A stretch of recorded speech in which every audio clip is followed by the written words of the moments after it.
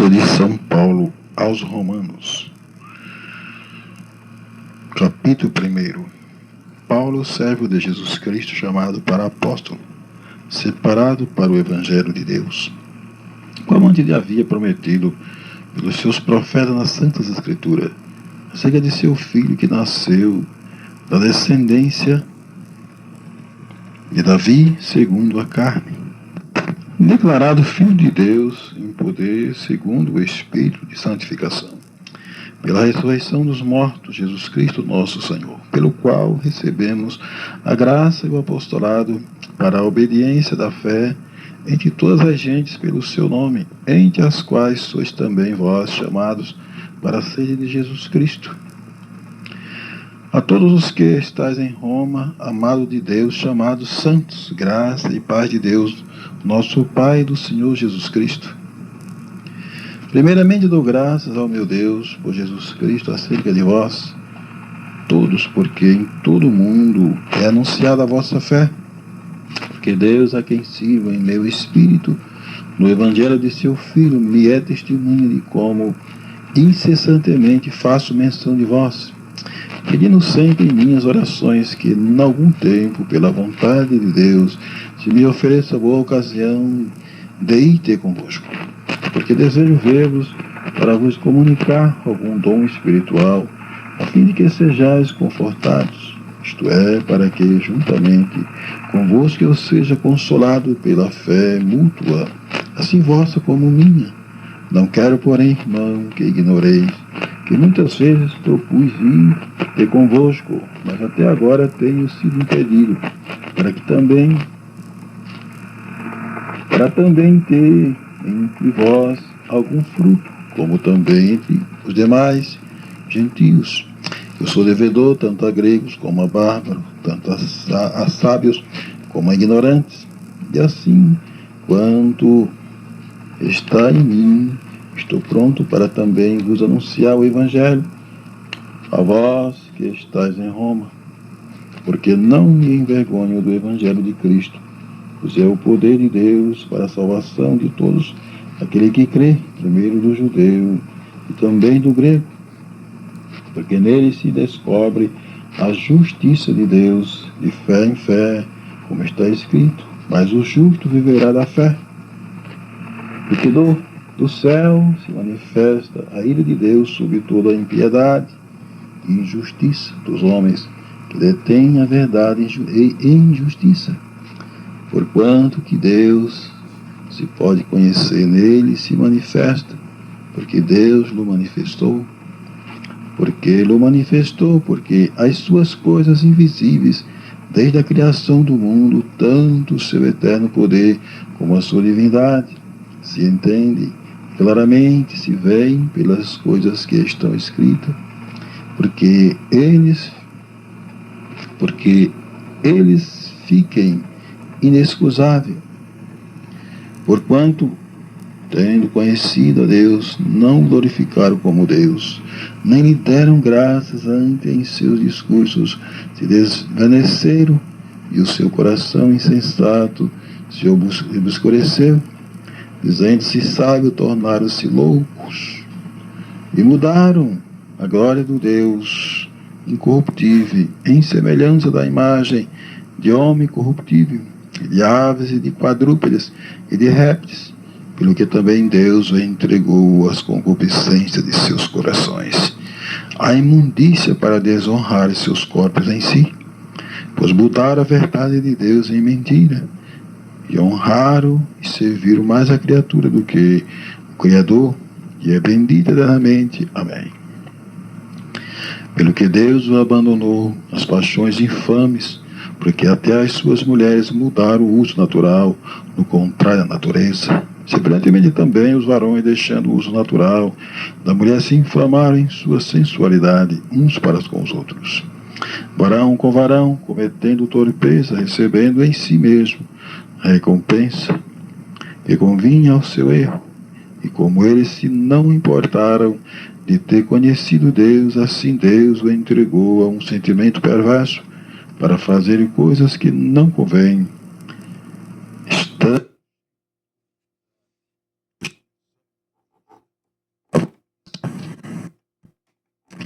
maldade, cheio de inveja, homicídio, contenda, engano,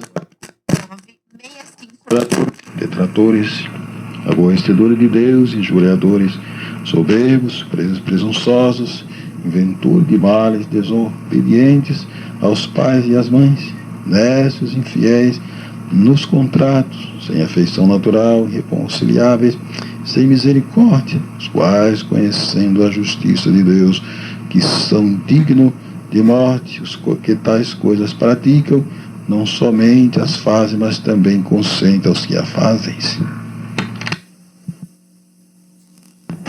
A impenitência dos judeus, a justiça de Deus, capítulo 2, aos Romanos. Portanto, é inexcusável quando julgas o homem, quem quer que seja, porque te condenas a ti mesmo, daquele em que julgas o outro. Pois tu que julgas faz o mesmo. E bem sabemos que o juízo de Deus é segundo a verdade sobre os que tais coisas fazem. E tu, ó homem, que julgas os que fazem tais coisas, cuidas que fazendo-as tu escapará ao juízo de Deus? Ou despreza tu as riquezas da sua benignidade, e paciência e longanimidade, ignorando que a benignidade de Deus te leva ao arrependimento? Mas segundo a tua dureza e teu coração impenitente, entesouras ira para ti no dia da ira e da manifestação do juízo de Deus, o qual recompensará a cada um segundo as suas obras, a saber, a vida eterna aos que com perseverança em fazer bem procuram glória e honra e incorrupção, mas a indignação e a ira aos que são contenciosos e desobedientes à verdade e obedientes à iniquidade. Tribulação e angústia sobre toda a alma do homem que obra o mal, primeiramente do judeu e também do grego. Glória, porém, honra e paz a qualquer que obra o bem, primeiramente ao judeu e também ao grego, porque para com Deus não há acepção de pessoas. Porque todos os que sem lei pecaram sem lei também perecerão, e todos os que sob a lei pecaram pela lei serão julgados. Porque os que ouvem a lei não são justos diante de Deus, mas os que praticam a lei hão de ser justificados. Porque quando os gentios que não têm lei fazem naturalmente as coisas que são da lei, não tendo eles lei, para si mesmos são lei, os quais mostram a obra da lei escrita em seus corações, testificando juntamente a sua consciência e os seus pensamentos, que acusando-os, quer defendendo-os, no dia em que Deus há de julgar os segredos dos homens, por Jesus Cristo, segundo o meu Evangelho. Eis que tu, que tem por sobrenome judeu e repousa na lei, e te gloria em Deus, e sabes a sua vontade, e aprovas as coisas excelentes, sendo instruído por lei. E confias que és guia dos cegos, luz dos que estão em trevas, instruidor dos nécios, mestre de crianças que têm a forma da ciência e da verdade da lei. Tu, pois, que ensina a outro e não te ensina a ti mesmo, tu que pregas que não se deve furtar e furta, tu que dizes que não se deve adulterar e adulteras, tu que abominas os ídolos e cometes sacrilégio, tu que te gloria na lei, desonra a Deus pela transgressão da lei, porque como está escrito, o nome de Deus é blasfemado entre os gentios por causa de vós. Porque a circuncisão é na verdade proveitosa se tu guardares a lei, mas se tu és transgressor da lei, a tua circuncisão se torna incircuncisão. Se, pois, a incircuncisão guardar os preceitos da lei, porventura a incircuncisão não será reputada como circuncisão? E a incircuncisão que por natureza se cumpre a lei, não te julgará porventura a ti, que pela lei, pela letra, a incircuncisão és transgressor da lei, porque não é judeu o que é exteriormente, nem é circuncisão a que o é exteriormente na carne, mas é judeu que o é no interior, e circuncisão a que é do coração, no espírito, não na letra, cujo louvor não provém dos homens, mas de Deus. Qual é logo a vantagem do judeu? Qual é a utilidade da circuncisão?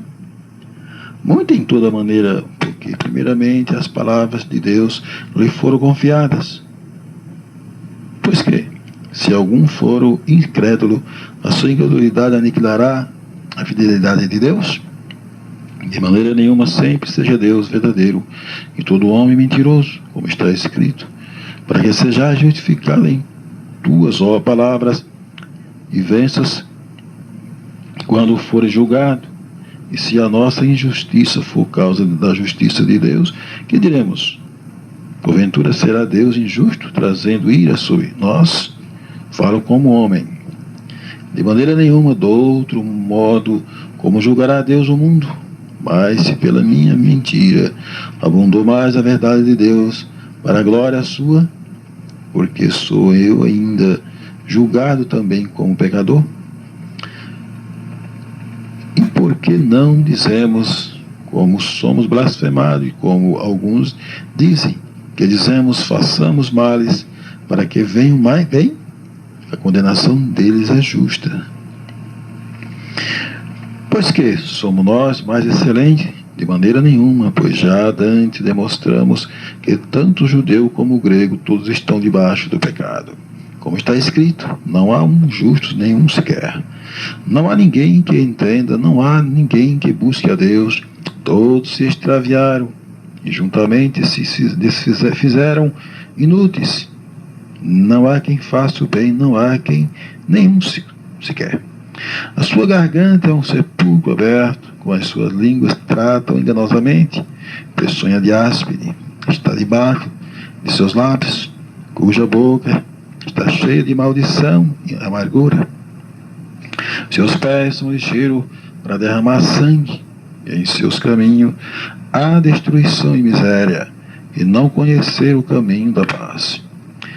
Não há temor de Deus diante de seus olhos. Ora, nós sabemos que tudo o que a lei diz, os que estão debaixo da lei o diz para que toda a boca esteja fechada e todo mundo seja condenável diante de Deus. Por isso, nenhuma carne será justificada diante dele pelas obras da lei, porque pela lei vem o conhecimento do pecado. Mas agora se manifestou sem a lei, a justiça de Deus, tendo o testemunho da lei e dos profetas, isto é, a justiça de Deus pela fé em Jesus Cristo, para todos e sobre todos os que creem, porque não há diferença, porque todos pecaram e destituídos estão da glória de Deus, sendo justificados gratuitamente pela sua graça, pela redenção que há em Cristo Jesus, ao qual Deus propôs para propiciação pela fé no seu sangue, para demonstrar sua justiça pela remissão dos pecados dantes cometidos sob a paciência de Deus. Para a demonstração da sua justiça neste tempo presente, para que ele seja justo e justificador daquele que tem fé em Jesus, onde está logo a jactância, é excluída por quê? Por qual lei? Das obras? Não mais pela lei da fé. Concluímos, pois, que o homem é justificado pela fé sem as obras da lei. É porventura Deus somente dos judeus, e não é também dos gentios, também dos gentios certamente. Se Deus é um só que justifica pela fé a circuncisão, e por meio da fé a incircuncisão, anulamos, pois, a lei pela fé? De maneira nenhuma, antes estabeleceremos a lei. Que diremos, pois? Ter alcançado Abraão, nosso pai, segundo a carne? Porque se Abraão foi justificado pelas obras, tem de que se gloriar, mas não diante de Deus. Pois que diz a Escritura, creu Abraão a Deus, e isso me foi imputado como justiça. Ora, aquele que faz qualquer obra não lhe é imputado o galardão segundo a graça, mas segundo a dívida. Mas aquele que não pratica, mas crê naquele que justifica o ímpio, a sua fé lhe é imputada como justiça. Assim também Davi declara: bem-aventurado o homem a quem Deus imputa a justiça sem as obras da lei, dizendo: bem-aventurado aqueles cujas maldades são perdoados e cujos pecados são cobertos. Bem-aventurado o homem a quem o Senhor não imputa o pecado. Vem, pois, esta bem-aventurança sobre a circuncisão somente, ou também sobre a incircuncisão? Porque dizemos que a fé foi imputada como justiça a Abraão. Como lhe foi, pois, imputada? Estando na circuncisão ou na incircuncisão? Não na circuncisão, mas na incircuncisão. E recebeu o sinal da circuncisão, selo da justiça da fé, quando estava na incircuncisão, para que fosse pai de todos os que creem, estando eles também na incircuncisão, a fim de que também a justiça lhe seja imputada, e fosse pai da circuncisão daqueles que não somente são da circuncisão, mas que também andam nas pisadas daquela fé de nosso pai Abraão, que tivera na incircuncisão. Porque a promessa de que havia de ser herdeiro do mundo não foi feita pela lei a Abraão ou a sua posteridade, mas pela justiça da fé. Porque se os que são da lei são herdeiros, logo a fé é vã e a promessa é aniquilada. Porque a lei opera a ira. Porque onde não há lei também não há transgressão. Portanto, é pela fé para que sejas segundo a graça, a fim de que a promessa seja firme, e toda a posteridade, não somente a que é da lei, mas também a que é da fé de Abraão, o qual é pai de todos nós. Como está escrito: o pai de muitas nações se constituí perante aquele no qual creio, a saber, Deus, o qual vivifica os mortos e chama as coisas que não são como se já fossem, o qual em esperança creu, contra a esperança que seria feito pai de muitas nações, conforme o que lhe fora dito: assim será a tua descendência. E não enfraqueceu na fé, nem atentou para o seu próprio corpo, já amortecido, pois era já de quase 100 anos, nem tampouco para o amortecimento do ventre de Sara, e não duvidou da promessa de Deus por incredulidade, mas foi fortificado na fé, dando glória a Deus, e estando certíssimo de que o que ele tinha prometido também era poderoso para o fazer, pelo que isso lhe foi também imputado como justiça. Ora, não só por causa dele está escrito que ele fosse tomado em conta, mas também por nós, a quem será tomado em conta os que cremos naquele que dos mortos ressuscitou a Jesus, nosso Senhor, o qual por nossos pecados foi entregue e ressuscitou para nossa justificação. Sendo, pois, justificado pela fé, temos paz com Deus por nosso Senhor Jesus Cristo, pelo qual também temos entrada pela fé a esta graça, na qual estamos firmes e nos gloriamos na esperança da glória de Deus. E não somente isto, mas também nos gloriamos das tribulações, sabendo que a tribulação produz a paciência. E a paciência é a experiência, e a experiência é a esperança, e a esperança não traz confusão, porquanto o amor de Deus está derramado em nossos corações pelo Espírito Santo que nos foi dado. Porque Cristo, estando nós ainda fracos, morreu a seu tempo pelos ímpios, porque apenas alguém morrerá por um justo, pois poderá ser que pelo bom alguém use morrer. Mas Deus prova o seu amor para conosco, em que Cristo morreu por nós, sendo nós ainda pecadores. Logo, muito mais agora, sendo justificados, pelo seu sangue seremos por ele salvos da ira. Porque se nós, sendo inimigos, fomos reconciliados com Deus pela morte de seu Filho, muito mais, estando já reconciliados, seremos salvos pela sua vida. E não somente isto, mas também nós gloriamos em Deus por nosso Senhor Jesus Cristo, pelo qual agora alcançamos reconciliação. Pelo que, como por um homem entrou o pecado no mundo, e pelo pecado a morte, assim também a morte passou a todos os homens, por isso que todos pecaram. Porque até a lei estava o pecado no mundo, mas o pecado não é imputado, não havendo lei. No entanto, a morte reinou desde Adão até Moisés, até sobre aqueles que não pecaram, a semelhança da transgressão de Adão, o qual é a figura daquele que havia de vir. Mas não é assim o dom gratuito, como a ofensa. Porque se pela ofensa de um morreram muitos, muito mais a graça de Deus e o dom pela graça, que é um dom só, homem, Jesus Cristo, abundou sobre muitos. E não foi assim o dom como a ofensa, por um só que pecou, porque o juízo veio de uma só ofensa. Na verdade, para condenação, mas o dom gratuito veio de muitas ofensas para a justificação.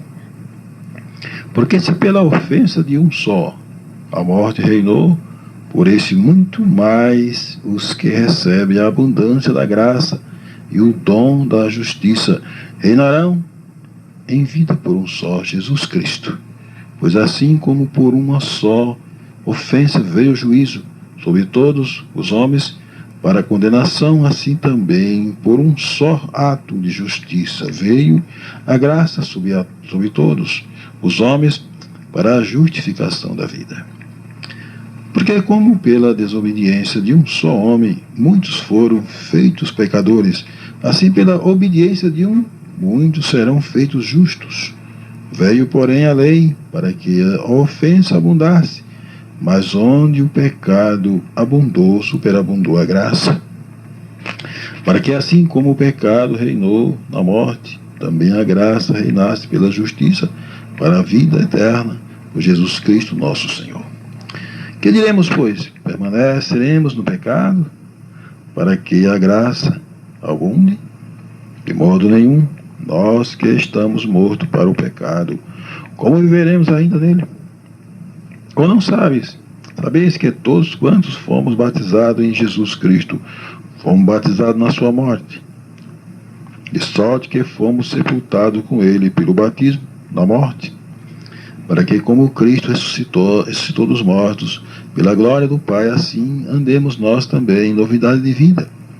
Porque se fomos plantados juntamente com ele na semelhança da sua morte, também o seremos na da ressurreição. Sabendo isto, que o nosso homem velho foi com ele crucificado, para que o corpo do pecado seja desfeito, para que não sirvamos mais ao pecado, porque aquele que está morto está justificado do pecado.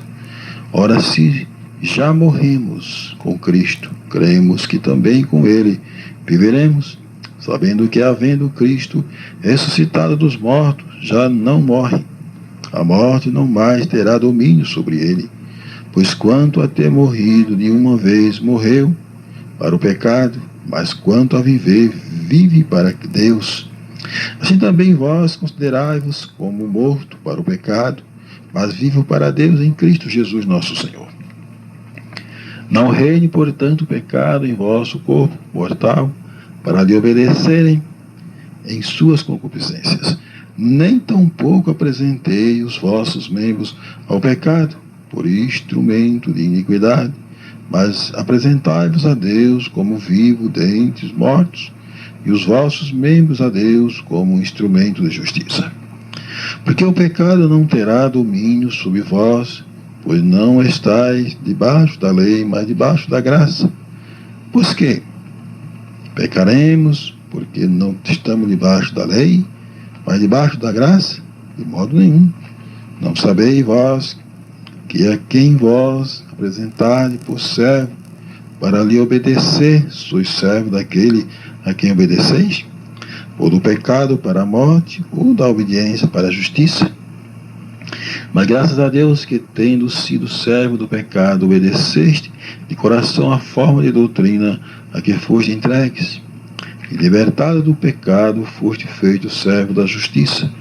Falo como homem, pela fraqueza da vossa carne, pois que assim como apresentaste os vossos membros para servir à imundícia e à maldade para a maldade, assim apresentai agora os vossos membros para servir à justiça, para a santificação, porque quando eres servo do pecado, estavas livre da justiça.